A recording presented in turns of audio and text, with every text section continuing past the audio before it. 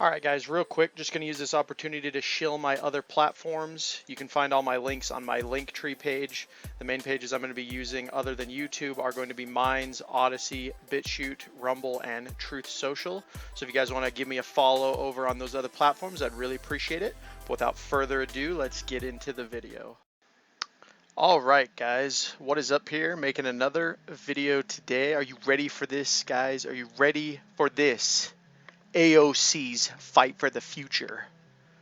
Are you ready for the socialist Barbie and her fight for the future, guys? Well, in this video, I'm going to be going over her recent, as of September 7th, GQ appearance. And this is a very long article. If you guys want to read over this, I'm probably just going to read certain parts of it. Most of it has to do with Roe v. Wade, whether or not AOC will run for president, and her general advice on masculinity. If you look at the cover of this GQ magazine article or issue, it's really hilarious. This is literally what it says. It says, Alexandria Ocasio-Cortez, a conversation about masculinity, power, and politics in post-Roe America. Like, it's just one of the most cringe covers I've ever seen in my life. But yeah, we'll start it off here, guys. And like I said, if you guys want to check out the article, I will leave a link for that in the description, as always. And I did run it through an archive as well, because I don't want to give GQ advertisement revenue for this whole deal. So if you guys want to check out my link, it'll be ran through archive.today. And I may end up reading more of this than I first anticipated, guys, because this really is hilarious. I mean, just listen to this first paragraph. It says, for her first 2 years in Washington, Alexandria Ocasio-Cortez walked the few blocks from her apartment to her congressional office nearly every morning, a routine she felt forced to change after a treasonous mob stormed the Capitol. Obviously, they're referring to January 6th insurrection right there. Now she drives most days, a comically short commute she considers a necessary safety precaution. Keep in mind, guys, these are the people that are telling you that you can't drive because gas is bad for the environment. And that whole line is just hilarious. A necessary safety precaution. What the hell does that even mean? If the politicians feel like they need to be safe from the people, then you know you done messed up. But anyway, it goes on, for some reason, she's not quite sure why, the Congresswoman decided to walk to work on what would become Washington's most tumultuous morning since the insurrection. This is only the first paragraph, guys. This is like a 7-page article. Already the cringe is just off the rails. But anyway, the next part, it says, as she reached the Capitol grounds on June 24th, a group of men stopped her for a photo. And I love that they say a group of men. This is something that and again, I'm not saying that this didn't happen, but something the left likes to do is make it look like men are on the side of women, right? Like the men are fighting with the feminists. The feminists are leading the charge and the men are following. So this is pure sophistry, guys. And once you guys can recognize what they do, it just makes things like this hilarious. But she says, a group of men stopped her for a photo. I said, hello, and how are you all doing? She'd later recall. They're like, oh, well, you know, we've definitely been a lot better given this morning. So then the next part just goes on to how, you know, the left was so shocked with the Roe v. Wade announcement. I remember, I think I was watching Rakita Law when that happened, and it was pretty funny. There was a lot of good things going on that day as far as the interwebs. But it basically just goes on to say that, you know, they were so shocked about this, and they were getting ready to celebrate a new gun control law. This next part is a little bit more interesting, though, again, because this is a good glimpse into their rule book. This is something the left has been doing for decades, and the right wing really needs to start doing this. There's 2 books I would highly recommend that you guys check out. The first one is obvious, Saul Alinsky's Rules for Radicals. There's another one written by Andrew Boyd, and this one is more important, I would say, especially more pertinent to our times. And this one's called Beautiful Trouble, A Toolbox for Revolution. Both of these are really painful to read if you know what's going on in politics, but I think they're necessary to read if you really want to understand the leftist psyche, and again, how the right wing can actually start to use their same tactics. Because AOC herself goes on to say it right here. She says, sometimes people ask, oh, what's the point of protest? She told me later, recalling that day, the act of protest, she said, creates community, and participation by political leaders sends a message. It's really important for people to feel like their elected officials give a shit about them, she said. Not from on high, but from the same level. And so basically what she's saying is what they've been doing for the last, I don't know, 5-6 decades, is they get involved with the community. You know, Barack Obama was very good at this, become a community organizer. This is one of the reasons why I think they're so afraid of the right nowadays, the MAGA populism, is because in many ways, I mean, what's really funny about MAGA is 50 years ago it would have been called a leftist movement, but because the Overton window has shifted so drastically to the left, MAGA is just considered right-wing now. But essentially that is what I think they are utterly terrified, is that the right has found a leader in Donald Trump, and it's producing more and more like-minded people as far as Trump's views go. And so she kind of says it right there. She says what the left has been doing for years. And the article just continues, really boring. This is mostly just Roe v. Wade stuff. There's like a whole bunch of bloviating here about just how like upset she was, and how, you know, she's just pandering to her base, essentially. You don't really need to read too much of this. Some of these photos are absolutely hilarious, though. I'm going to be showing them in the video while we discuss this. And anyway, this next part is, I guess it's the editor talking about hanging out with her. And this is really funny, guys. Keep in mind, AOC, she only won because she basically showed up to an election that nobody showed up to challenge her at. And this right here is just from Wikipedia, guys. It says Ocasio-Cortez, sorry, I can never say her name wrong. I'm just going to say AOC. AOC received 57.13% of the vote to Crawley's 42.5%, defeating the 10-term incumbent by almost 15%. So really what this is actually is this Crawley person just didn't show up to debate, because what happens in a lot of these gubernatorial races is that the people just get soft and they start to feel safe because they've been tenured for so long. So the moment somebody shows up to challenge them, they can usually win. And this is actually something that MAGA has been doing quite a bit.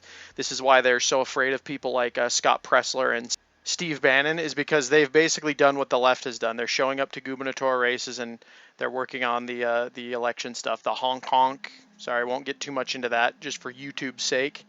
But yeah, this is basically how she won. She won because she just decided to show up. And they're in this article, they're acting like she's like the next great socialist since Karl Marx. And it's really funny. She's one of the Bernie bros, right? Bernie Sanders failed where AOC will succeed. And then this part is really funny too, because it says, days earlier, a conservative comedian had sexually harassed her on the steps of the Capitol building. And as we spoke, his leering video of the confrontation was still bouncing around the internet. And yeah, in case you guys are wondering, the comedian that they are talking about is Alex Stein. He called AOC his favorite big booty Latina.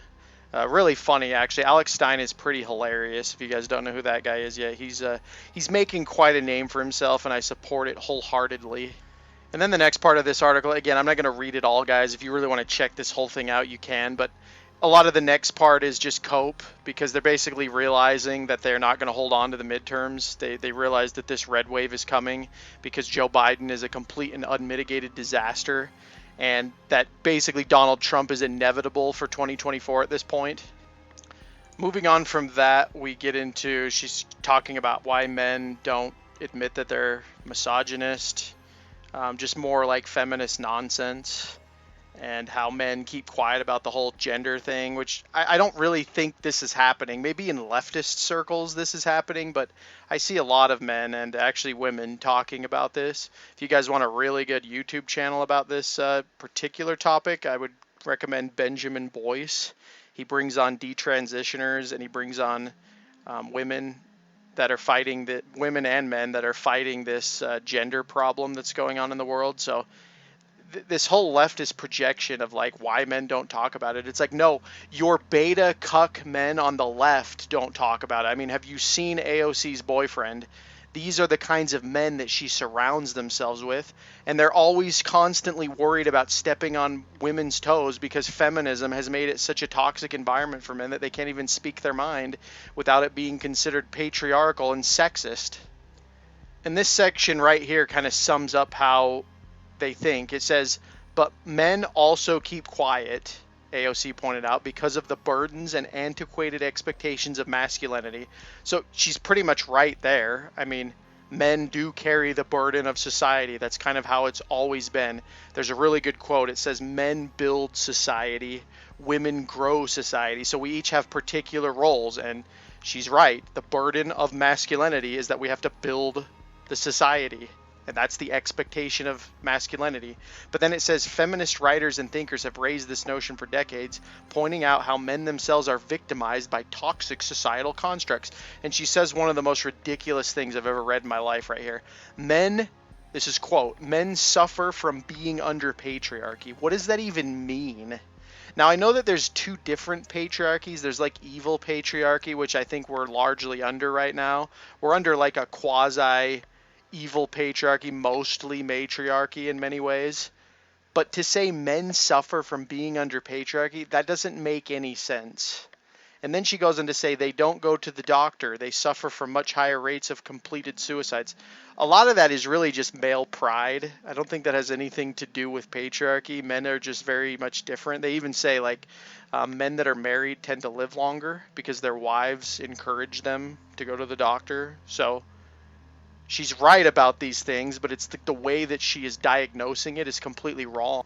And it goes to the obvious conclusion is that men are afraid of being vulnerable. So it's like, no, men are just not women. That's what it is. This goes back to the Prussian school system. Men are not women. We are not defective girls, as they like to treat us. We have feelings, but there's a time and a place. Like, men aren't just going to go out and cry their feelings out. Maybe men on the left, soy boys will do this, but your average man that has any sort of like self-respect for himself is not going to go out and just pour his feelings out to anyone that will listen. But to give credit where credit is due, I mean, I do agree with her on this point. She says the key to combating that stigma is for men to talk with other men. I agree with that statement. I don't know if she means it the way that I would mean it.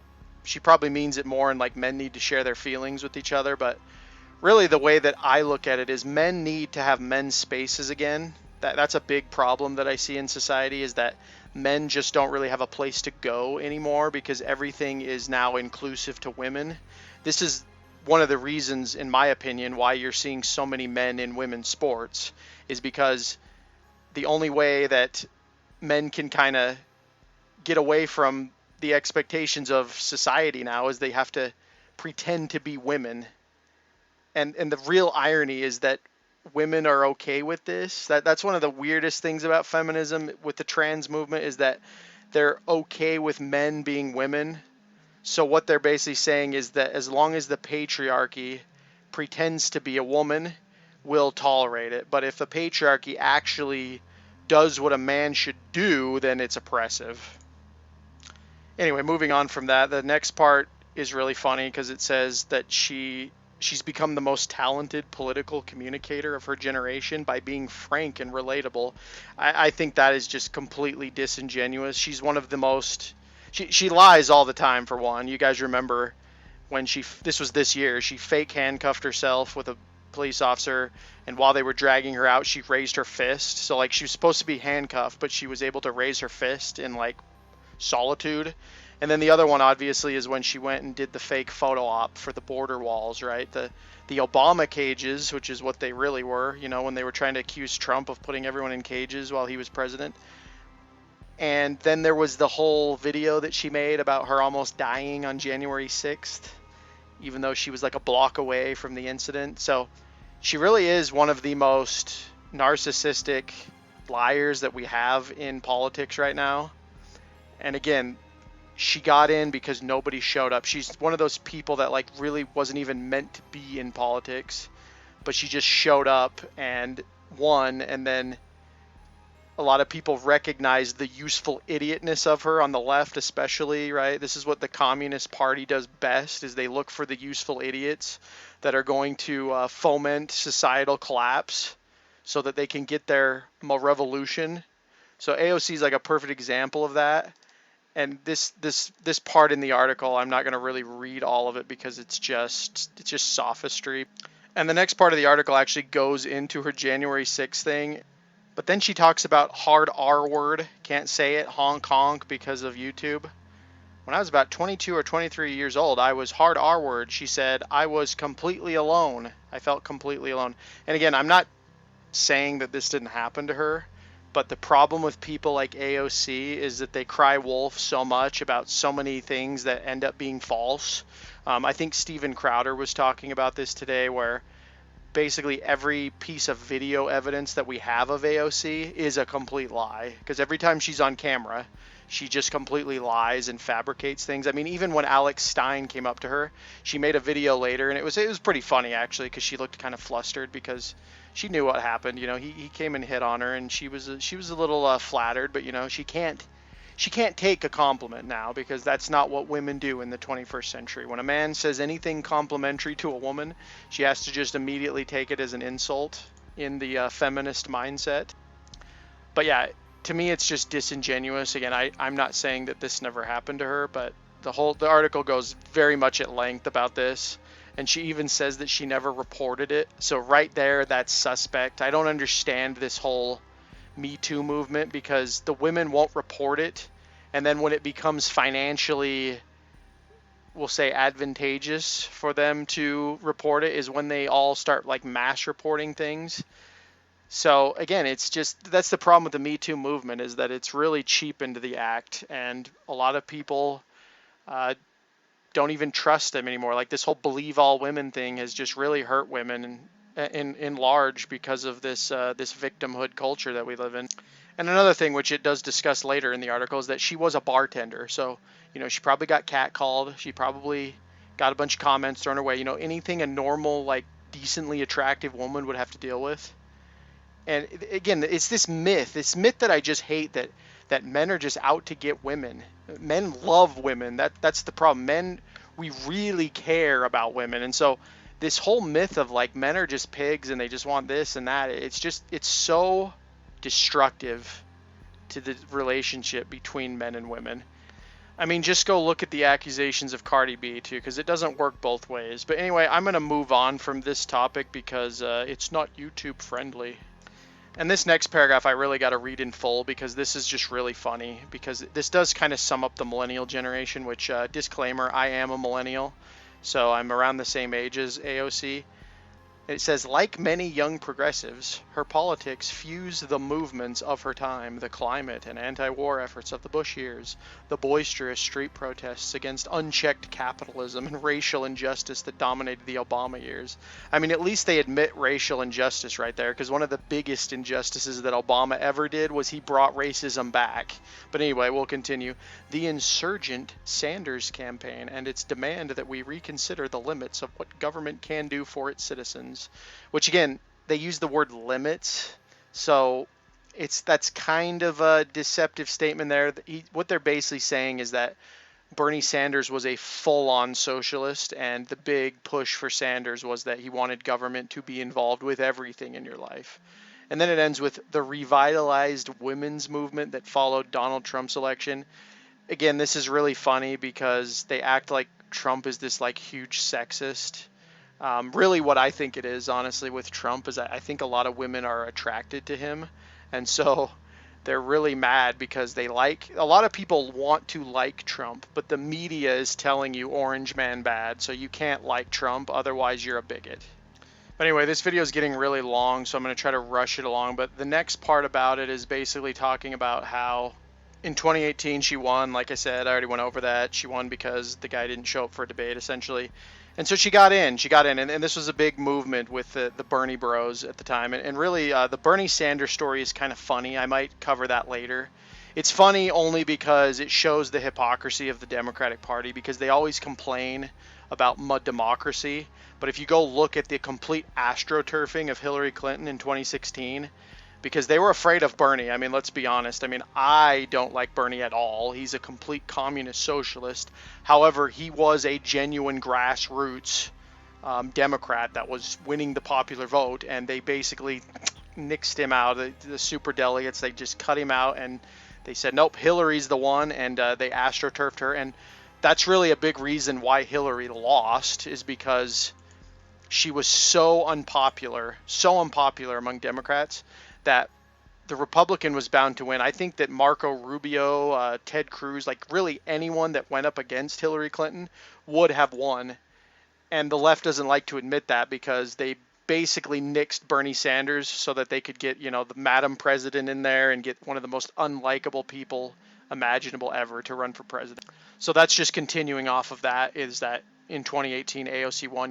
There is a Bernie wave in the left. That there's a schism in both parties. In the right you have the MAGA, and then you have the rhinos essentially, and in the left you have like the hardcore socialist communists. They're called the democratic socialists, but I call them what they are. They're literally communists. They want to run your life. They want to have every part of your life under government control. And then you have the more neo-libs, which are a lot more like the rhinos, and they're kind of more the center. You got the rhinos and the neo-libs in the center, and those guys really are the globalists. They're like the imperialists. They're the ones that want to keep foreign policy light. We want to be friends with China. We want to be friends with Russia. We want to put some sanctions on them, Jack.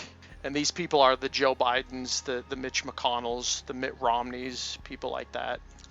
And she continues, goes over the typical leftist trite, higher minimum wage, better immigration laws. All the stuff that we're seeing under the Biden admin. That's what's really funny. All the stuff we're seeing that's been completely disastrous to America, she is talking about here. And one of those disastrous policies is obviously the Green New Deal. When Biden first entered office, he closed the XL pipeline because they want you to rely on electric cars, guys. And it's really funny. If you want a test case of this, go look at California. Gavin Newsom said like a week ago that by 2035, I think it was by 2026, everybody needs to have an electric car, but then by 2035, the entire state will be run off the electric grid, so there will be no gas-powered anything in the state.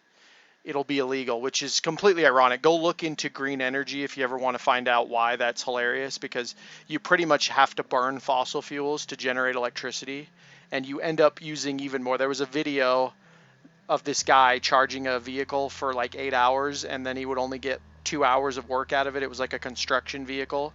And so, yeah, that's what it talks about. She had a meeting with this guy named Ed Markey, and she took a bunch of notes, and this is how they came up with the Green New Deal. And Steven Crowder has read that in full. It's essentially just, it's nonsense is what it is. It's just a wish list for Democrats. It's like a perfect rainbow utopia where, everything just is gifted to you and nothing costs any money, and we can just pay for it because, reasons. And that, again, that's what is happening with Biden, this green agenda.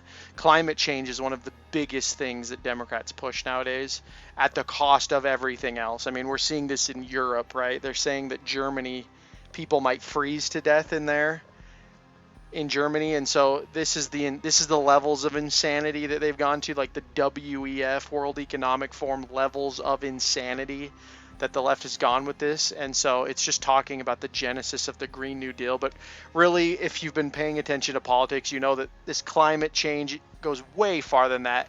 It used to be called global warming back with Al Gore, and then they realized that didn't work, so they just changed it to a more neutral term, climate change. So this is one of the longest running Democrat grifts there is. All right, and then the last two big points before I end this video is that she essentially is admitting that everybody in Congress hates her, including the left. As you guys probably might know, Nancy Pelosi is kind of rumored to be the mediator between the Democratic Party at this point, because you literally have these insane communists, like the Squad, Elon Omar, and AOC is one of them as well. These insane communists that just want to print money, and they want to just give out reparations. They just want to do all the crazy stuff basically that California is doing, and they want that countrywide. And there's this quote here, and this one is actually kind of hilarious because she says, "My everyday lived experience here is as a person who is despised." I love how they always use that term, lived experience. It's just it's such a stupid thing to say. Imagine working a job and your bosses don't like you, and the competing company is trying to kill you. I mean, isn't that like most jobs? Most people hate their bosses and vice versa. And the competing company isn't trying to kill you, but the competing company is definitely trying to put you out of business. This just, again, reeks of a career politician. She's only 32? So she's still very young as far as political experience goes. But This just shows you when you're a career politician, you have no idea what the real world is. And then they go to the last part, which is the potential for AOC running for president. And this is a really funny response. This was actually already covered on Steven Crowder, but I have to reiterate it here because it's hilarious. And I'm going to read it in AOC's voice because it's the only way to read this, guys. Sometimes little girls will say, "Oh, I want you to be president," or things like that. She told me when I asked about whether she believed that she or someone like her could ever lead our country. "It's very difficult for me to talk about because it provokes a lot of inner conflict in that I never want to tell a little girl what she can't do. And I don't want to tell young people what it's not possible. I've never been in the business of doing that. But at the same time, I hold two contradictory things in mind. At the same time, one is just the relentless belief that anything is possible.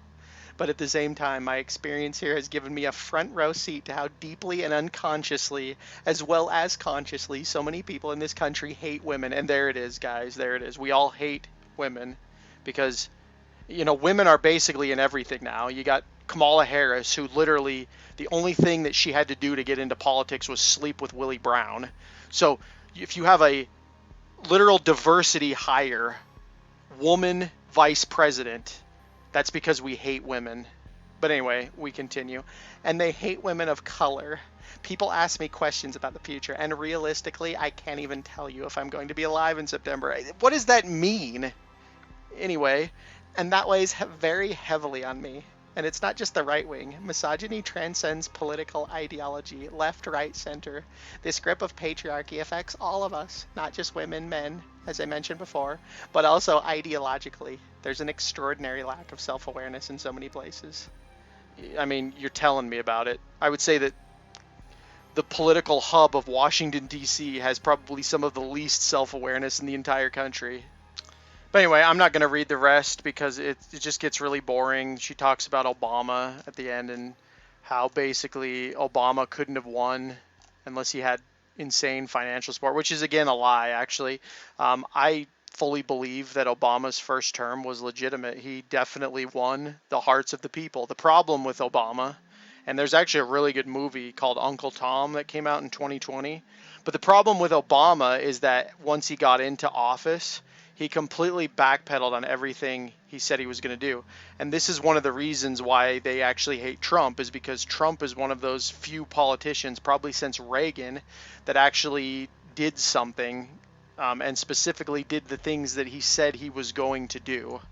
So, and yeah, Obama in 2008 won. I mean, I remember it. I wasn't really into politics at the time, but I do remember that Obama won, "Aren't you ready for change?" All of those mottos. There was a genuine movement with Obama, and he was just another politician. He said a lot of things, did absolutely nothing.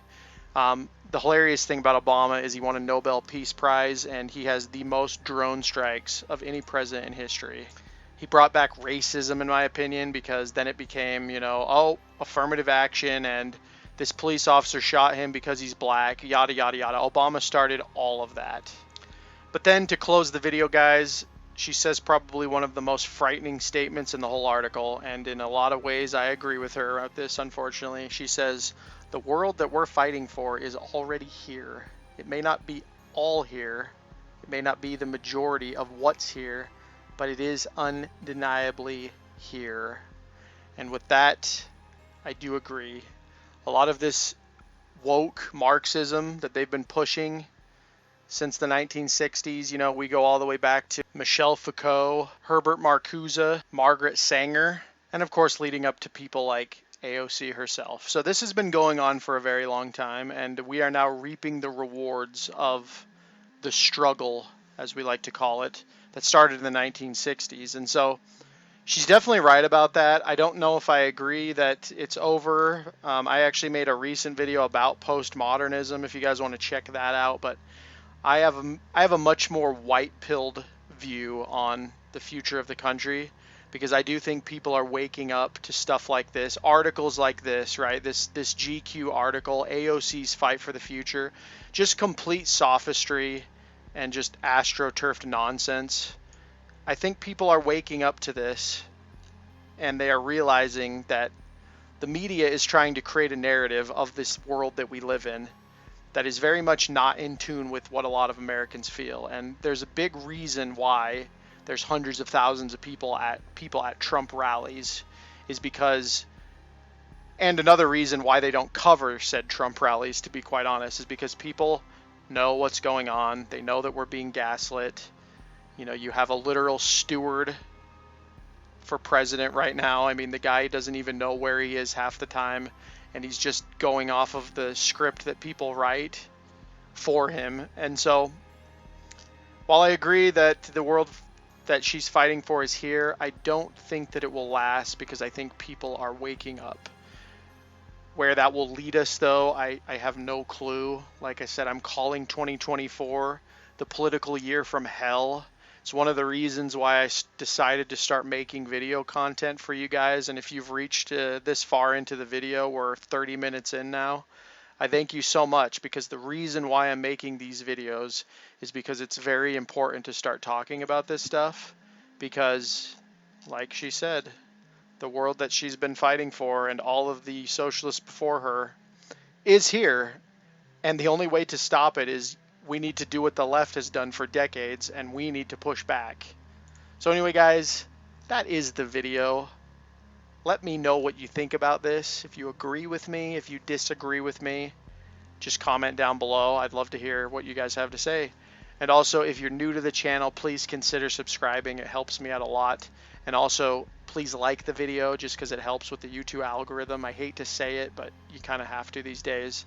And then lastly, be sure to follow me on those alternative tech sites that I left in the beginning of the video. The big ones for me are Minds, Odyssey, and Rumble outside of YouTube. So I really appreciate all the support, guys. But with that being said, this has been Jigsaw0097. I will talk to you all later.